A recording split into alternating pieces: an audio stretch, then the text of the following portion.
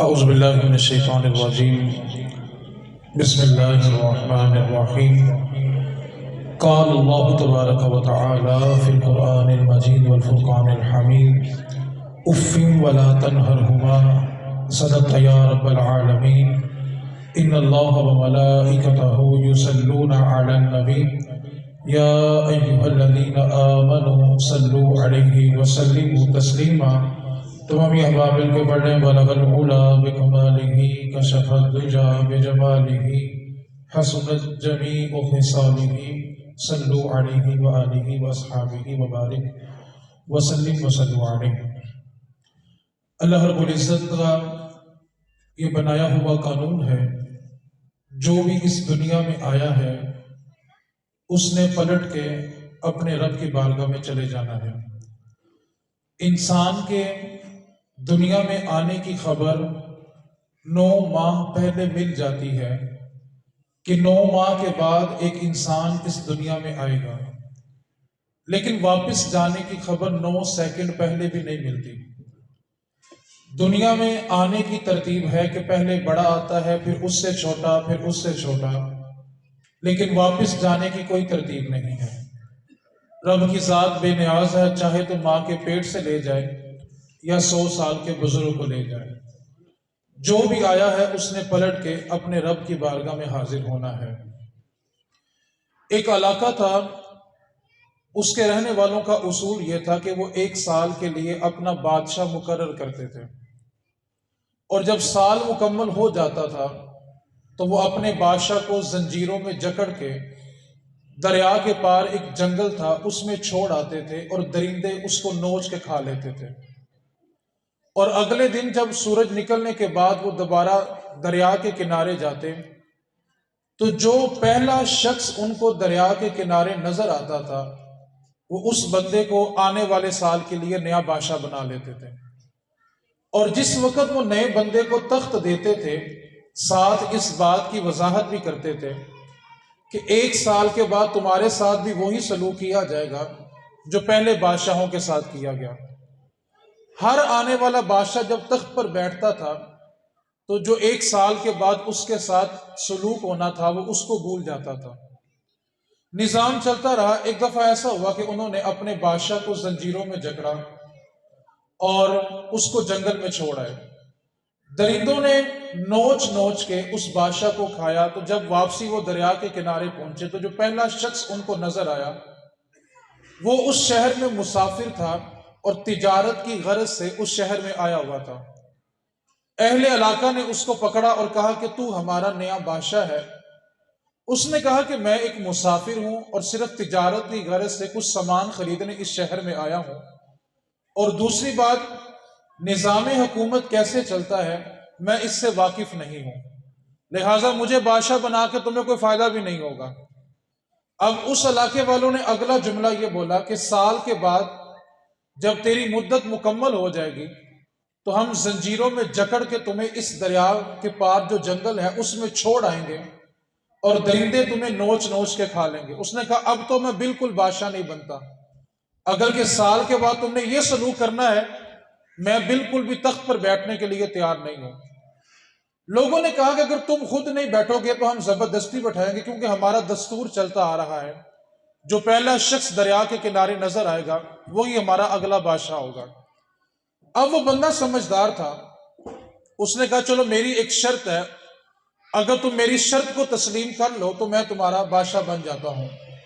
شرط یہ ہے کہ جب میں بادشاہ بن جاؤں گا تھا کہ اس شخص نے کہا کہ میں صرف تجارت کرنے کی غرض سے آیا ہوں تو میں تمہارا بادشاہ نہیں بن سکتا، ہاں اگر مجھے ہی بادشاہ بنانا ہے تو ایک شرط ہے، سارا سال جو میں کہوں گا بات مانو گے؟ انہوں نے کہا ٹھیک ہے تو ہمارا بادشاہ جو کہے گا ہم مانیں گے۔ بندہ سمجھدار تھا، جب وہ تخت پر بیٹھا اس نے پہلا حکم یہ دیا کہ جنگل میں جتنے جانور ہیں جتنے درندے ہیں سب کو قتل کر دیا جائے۔ بادشاہ تھا، اس کا حکم مانا گیا، سارے درندے مار دیے گئے۔ اس نے دوسری فوج تیار کی، کہا جنگل میں جتنے درخت ہیں سارے درخت ہی کاٹ دو، درخت بھی کاٹ دیے گئے۔ تیسری فوج بلائی، کہا اس جنگل کے اندر ایک خوبصورت محل تیار کرو، محل تیار کیا گیا۔ چوتھی فوج بلائی، کہا کہ اس محل کے ارد گرد نہریں جاری کرو۔ اب جب درندے مار دیے گئے، درخت کاٹ دیے گئے، محل بن گیا، نہریں جاری کر دی گئی، تو سال مکمل ہو گیا۔ اب وہ قبیلے کے لوگ زنجیریں لے کے بادشاہ کو جکڑنے کے لیے آئے اور کہا چل تجھے اب چھوڑ کے آنا ہے۔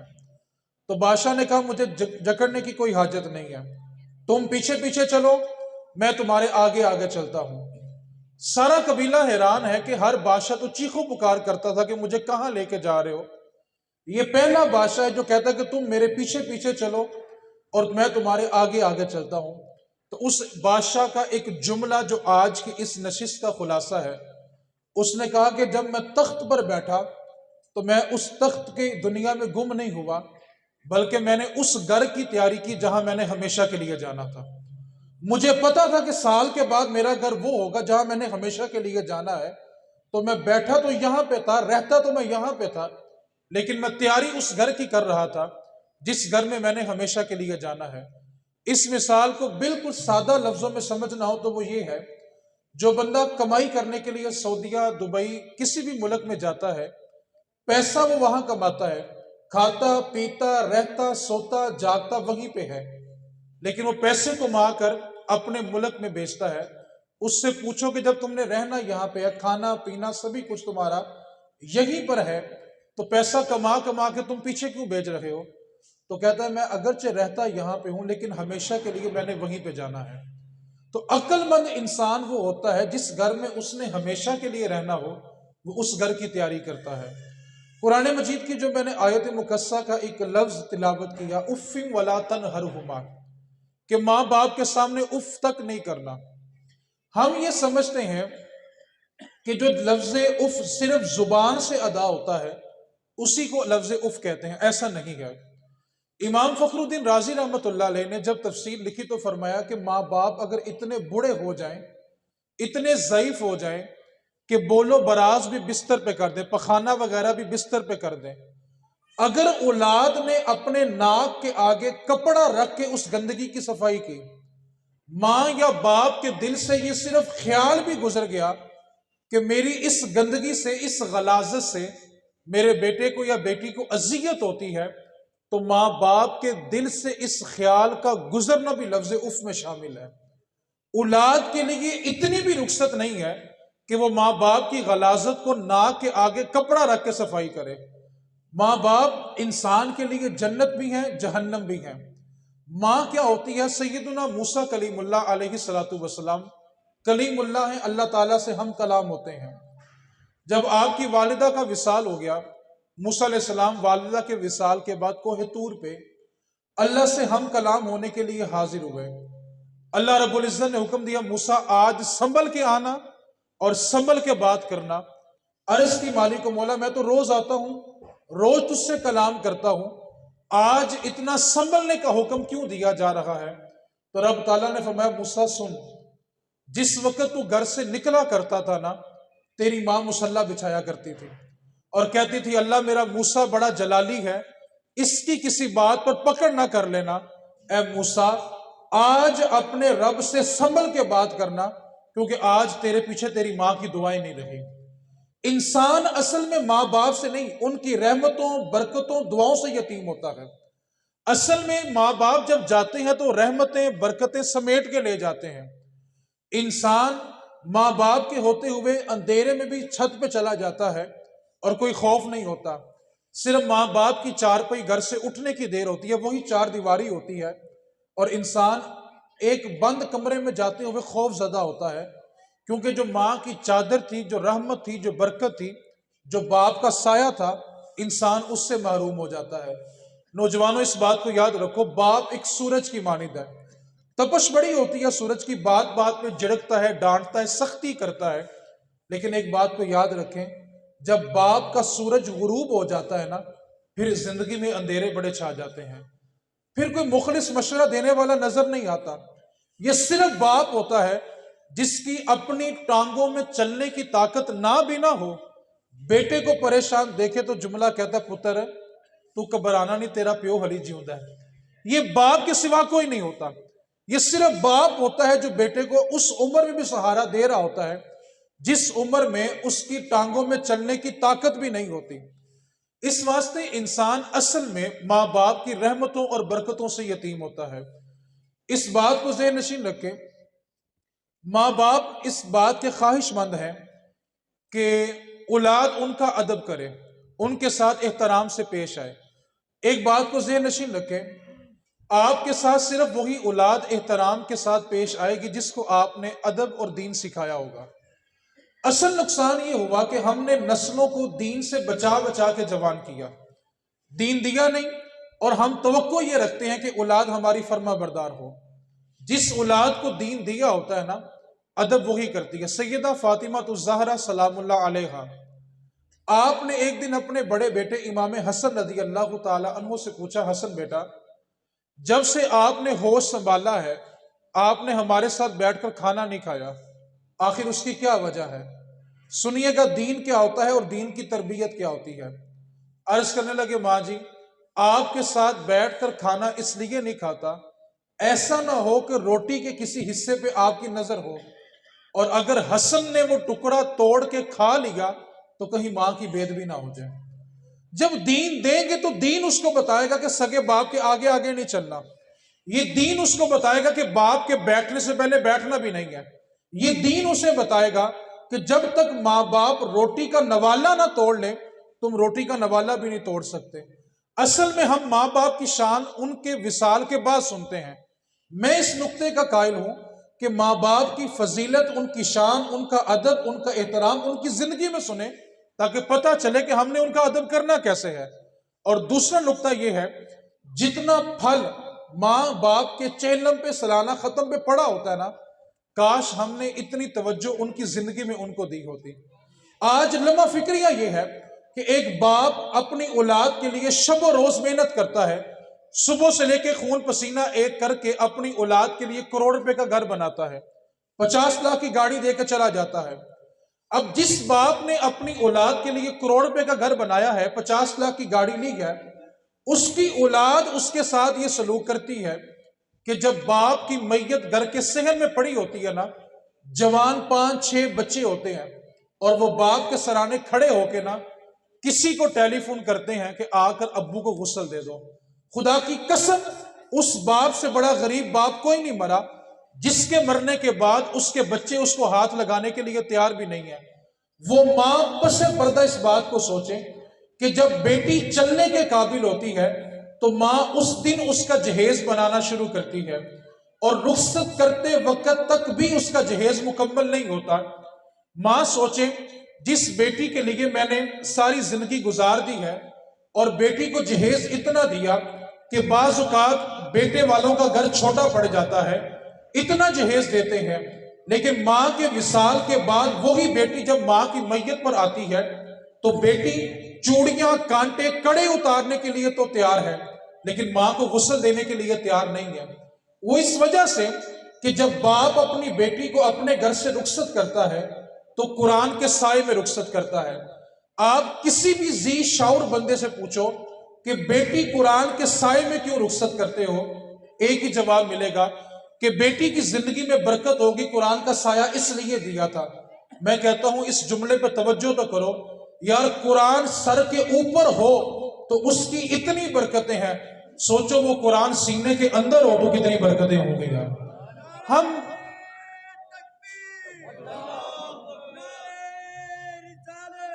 یا رسول اللہ، ہم نسلوں کو سایہ دے رہے ہیں، تعلیم نہیں دے رہے، حالانکہ قرآن کا مقصد سایہ کرنا نہیں تھا۔ ہم نے جب اولاد کو دین نہیں دیا، نتیجہ کیا نکلا؟ آپ جس اولاد پر مان کرتے ہیں، میرے پتر، میری باوا، میرا مستقبل، میرا بڑھاپا، اور میرے بھائی تھوڑی سی ہوش کرو، جس اولاد پر آپ نے اتنا مان کیا ہے نا، باپ کے کفن سے بچا ہوا کپڑا بھی بچے اپنے گھر میں نہیں رکھیں گے۔ ہم کس گمان میں ہیں؟ جس صابن کے ساتھ سگے ماں باپ کو غسل دیا جاتا ہے نا، اولاد تو وہ صابن استعمال کرنے کے لیے تیار نہیں ہے۔ ماں باپ کے بدن سے جو کپڑے اترتے ہیں نا، اولاد یوں 2 انگلیوں سے وہ کپڑے اٹھاتی ہے، وہ تو پورے ہاتھ کے ساتھ اپنے باپ کے بدن سے اترے ہوئے کپڑے اٹھانے کے لیے تیار نہیں ہے۔ آپ یہ سوچتے ہیں کہ وہ اولاد میرے کام آئے گی۔ ایک لمحہ فکریہ دینا چاہتا ہوں، ایک لمحے کے لیے تصور کریں، آپ صرف اور صرف اپنی اولاد کے لیے مشقت کر رہے ہیں۔ آپ سے میرا سوال ہے، آج اگر آنکھیں بند کرنی پڑ گئی، کیا بیٹا جنازہ پڑھنے کے قابل ہے؟ اولاد کے لیے کما رہے ہو نا، کیا وہ آپ کو نہلانے کے لیے بھی تیار ہے؟ ایک بات کو یاد رکھیں، نہلانے والا بیٹا ہو نا، اللہ نہ کرے باپ میں کوئی عیب نکل آئے، نہلانے والا بیٹا ہو تو وہ ساری زندگی بتائے گا نہیں کہ میرا باپ ایسا تھا، اپنا بتاتا نہیں اور غیر کبھی چھپاتا نہیں۔ غیر تو جگہ جگہ تذکرہ کرے گا، بھائی شکل بگڑ گئی سی، جسم پارا ہو گیا سی، بدبو آ رہی سی۔ اور بھائی نہلانے والا بیٹا ہو تو کسی کو نہیں بتائے گا کہ میرا باپ ایسا تھا، نہلانے والی بیٹی ہو تو کسی کو نہیں بتائے گی کہ میری ماں ایسی تھی۔ ایک بات کو پلے باندھیں، آپ کی اولاد آپ سے بہت پیار کرتی ہے، آپ کے لیے جان بھی وارتی ہے، لیکن میرا سوال ہے، آپ کے جانے کے بعد وہ روئے، آنسو بہائے، ہچکی لے کے روئے، کیا اولاد کے آنسو آپ کی بخشش کروا سکتے ہیں؟ بتائیں ذرا مجھے۔ آپ کا بیٹا آپ کے جنازے میں کھڑا ہے، پڑھ کچھ نہیں رہا، روتا جا رہا ہے، کیا اس کے آنسو آپ کی بخشش ہے؟ ہرگز ایسا نہیں ہے۔ اولاد کو اتنا دین دے کے ضرور جانا کہ آپ کے جانے کے بعد وہ آپ کی بخشش کا ذریعہ بن سکے۔ میں بہت ساری جگہ پہ جاتا ہوں، یقین کریں یہ کوئی خوشامد نہیں ہے اور میری طبیعت میں خوشامد ہے بھی نہیں ہے۔ بہت عرصے کے بعد کسی چہلم پہ جا کر دل کو سکون اس لیے ملا کہ مرنے والے کی نسل نے خود قرآن پڑھا ہے۔ ایسا کبھی نہیں دیکھنے میں آیا۔ میرا باپ ہے، وہ ساری زندگی مشقت میرے لیے کرے، مزدوری میرے لیے کرے، اپنے مالکوں سے گندی گالیاں میرے لیے سنے، اور جب میرے باپ کو قرآن کی ضرورت ہو تو میں مدرسوں میں جا کے مولویوں کے ترلے کروں؟ میں اپنے باپ کے لیے قرآن کیوں نہیں پڑھتا؟ زندگی اس نے میرے لیے گزاری، مشقت اس نے میرے لیے کی، بڑھاپے کی وجہ سے کمر اس کی میرے لیے جھکی، اور جب میرے باپ کو، میری ماں کو میرے نماز اور قرآن کی حاجت ہو تو میں مدارس میں جا کے بچوں کے ترلے کروں تم میرے ماں کے لیے قرآن پڑھو؟ میں اپنے ماں باپ کے لیے قرآن کیوں نہیں پڑھتا؟ سب سے بڑا نقصان، ہم اہل سنت ہیں، اللہ کا فضل ہے، اس کا کرم ہے، لیکن میں جو آپ کی توجہ دلانا چاہتا ہوں، اہل سنت والوں کی طرف سے سب سے بڑا ظلم اپنے مرنے والوں کے ساتھ جو کیا گیا وہ یہ تھا کہ ہم نے اپنے مرنے والوں کو چند دیگوں میں بند کر دیا۔ ہم نے یہ سمجھ لیا برسی آئے گی، سالانہ ختم آئے گا، چیلم آئے گا، 2-4 دیگیں پکائیں گے تو مرنے والوں کا حق ادا ہو جائے گا۔ آپ مجھے بتائیں یار، ایک ترازو میں 1 لاکھ روپے کا لنگر رکھا ہو اور دوسرے ترازو میں سگے بیٹے نے قرآن کا ایک رکوع پڑھا ہو، بتاؤ ماں باپ کو ٹھنڈ کس سے پڑنی ہے یار؟ ہم کیوں مرنے والوں پہ ظلم کر رہے ہیں؟ آپ مجھے بتائیں، انتقال سے لے کے سالانہ برسی تک سگے بیٹے نے نماز ایک نہیں پڑھی، بیٹی نے نماز ایک نہیں پڑھی، قرآن کا رکوع ایک نہیں پڑھا، سال بعد 10 دیگیں ماں باپ کی بخشش ہو جائے گی؟ یہ ظلم ہم نے کیا، میں اپنی طرف اشارہ کر رہا ہوں، اور اگر ہم نے بند نہ کیا تو یہ نسلیں ہمارے ساتھ بھی کریں گی۔ آپ تصور تو کریں یار، ماں باپ کی برسی ہوتی ہے نا، اولاد 6 بار مشورہ کرتی ہے، محفل کہاں کرنی ہے، کس کس کو بلانا ہے، کھانے میں کیا بنانا ہے۔ کیا کبھی کسی اولاد نے یہ مشورہ کیا ہے کہ بتاؤ سارے بھائی ساری بہنیں بیٹھ کے اپنے باپ کے لیے قرآن کا ایک سپارہ ہی پڑھ لیں؟ ہم یہ میٹنگ کیوں نہیں کرتے؟ آپ مجھے بتائیں، اگر آپ تھوڑی سی توجہ دیں، اتنی سخت باتیں برداشت کر رہے ہیں تو تھوڑی اور کر لیں۔ آپ کے ذہن میں کسی اور ٹائپ کا مولوی ہوگا کہ آئے گا تو لچھے دار تقریر کرے گا۔ ہم نے اپنا بیڑا غرق خود کیا ہے۔ جس طرف میں آپ کی توجہ دلانا چاہتا ہوں، تھوڑی سی توجہ کریں۔ ہم کیا کر رہے ہیں؟ بندے کے جانے کے بعد نا اس کے لیے مشاورت ہوتی ہے، کھانا کیا بنانا ہے، محفل کہاں کرنی ہے، کس کس کو بلانا ہے۔ آپ اگر اس جملے کو سمجھ لینا، تھوڑی توجہ چاہتا ہوں آپ کی، اصالے ثواب ساری زندگی کے لیے آپ کو سمجھ آ جائے گا۔ کسی جگہ بھی جائیں گے تو انشاءاللہ یہ جملہ میرا نہیں بولیں گے، توجہ کرنی، صرف 1 منٹ کا جملہ ہے، اصالے ثواب ساری زندگی کے لیے سمجھ آئے گا۔ ایک بندہ ہے، وہ ایک پلازہ بناتا ہے، شادی ہال بناتا ہے یا کرائے پہ گھر دیتا ہے بنا کے۔ جب تک اس کا گھر، پلازہ یا شادی ہال چلتا رہے گا اس کو منافع، پھر بولیں یار، بولیں گے تو میرے لیے تھوڑی آسانی ہو جائے گی، جب تک چیز باقی ہو تب تک اس کا منافع آتا رہے گا۔ کسی بھی وجہ سے اگر وہ چیز بند کر دی جائے، اس کو ختم کر دیا جائے تو بتائیں اس سے منافع آئے گا؟ نہیں، کیونکہ جب چیز باقی نہیں ہے تو اس کا منافع بھی باقی نہیں ہے۔ اب ہمیں یہ ایک اصول سمجھ آ گیا کہ جب تک چیز باقی ہوتی ہے تب تک اس کا نفع باقی ہوتا ہے، جب چیز کو ختم کر دیا جائے تو اس کا منافع بھی ختم ہو جاتا ہے۔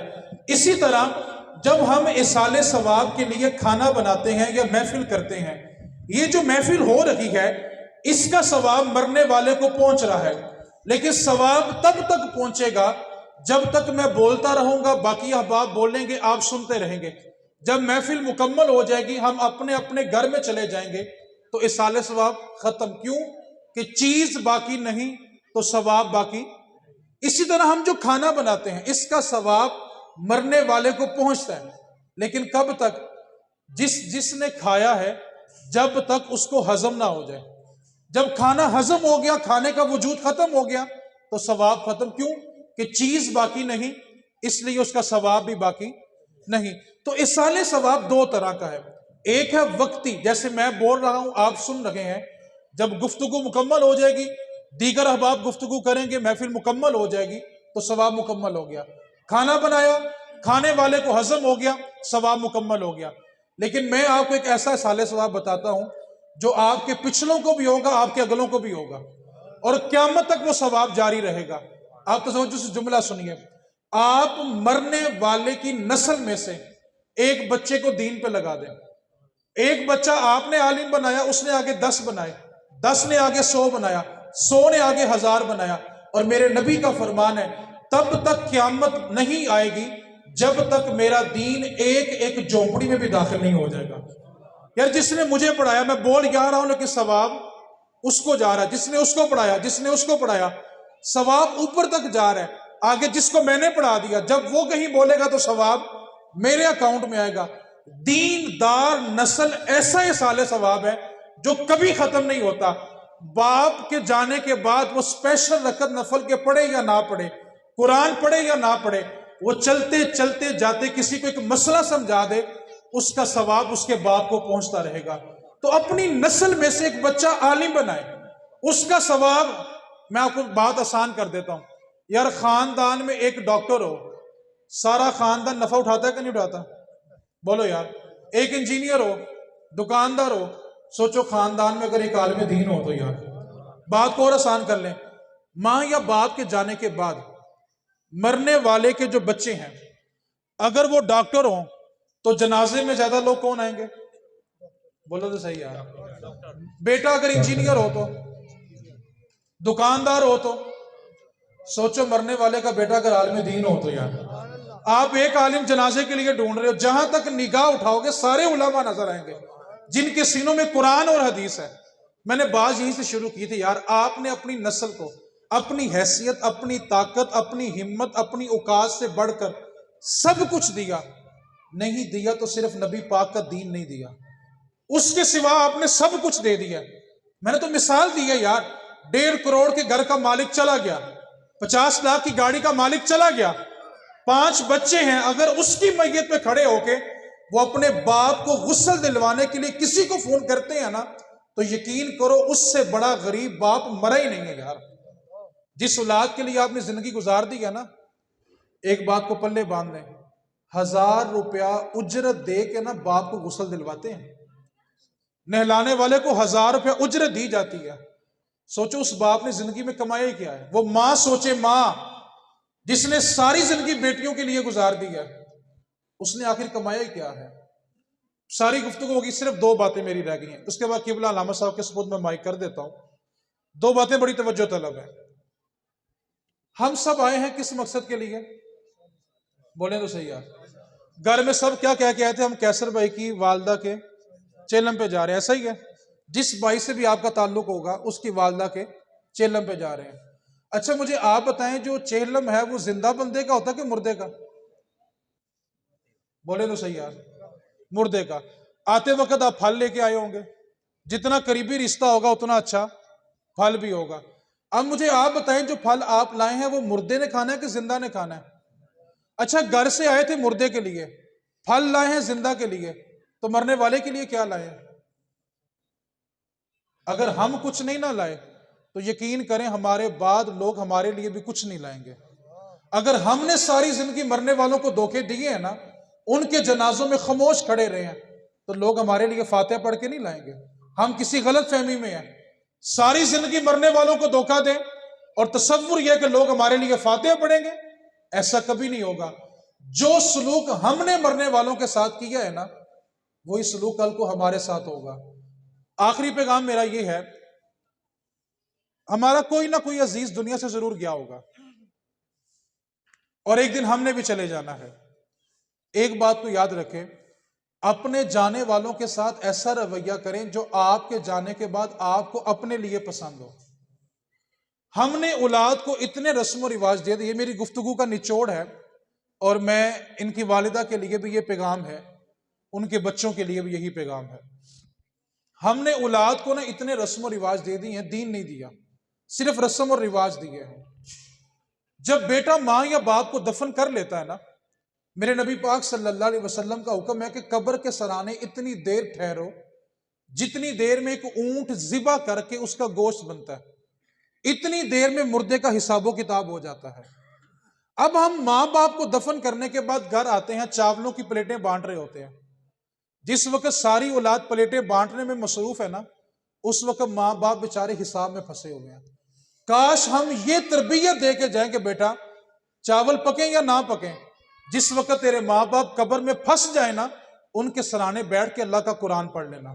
بتاؤ نیچے ماں یا باپ سے پوچھا جا رہا بتا تیرا رب کون ہے، اور اوپر بیٹھ کے بیٹا کہہ رہا ہو الرحمن الرحیم. بتاؤ یار مرنے والوں کو ٹھنڈ پڑے گی کہ نہیں پڑے گی؟ یار ہم تو ظلم کر رہے ہیں مرنے والوں کے ساتھ. ہم نے اپنے ماں باپ کے لیے کیا کیا؟ وہاں ماں باپ بیچارے حساب میں پریشان ہیں.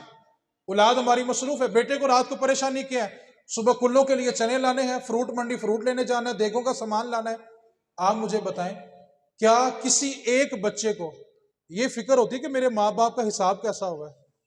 آپ سے میرا سوال ہے، کسی کے جانے کے بعد کبھی آپ کے دماغ سے یہ خیال بھی گزرا یار جو قبر میں چلا گیا ہے پتہ نہیں اس کا حساب کیسا ہوا ہوگا؟ اگر ہم نے نہیں نا فکر کی تو ہماری کسی نے نہیں کرنی. کم از کم اس کے سرانے بیٹھ کے قرآن پڑھیں. میرے نبی پاک نے فرمایا جب زمین والے آسمان کی طرف دیکھتے ہیں تو 14ویں رات میں جو تارے چمکتے ہیں بڑے سونے لگتے ہیں.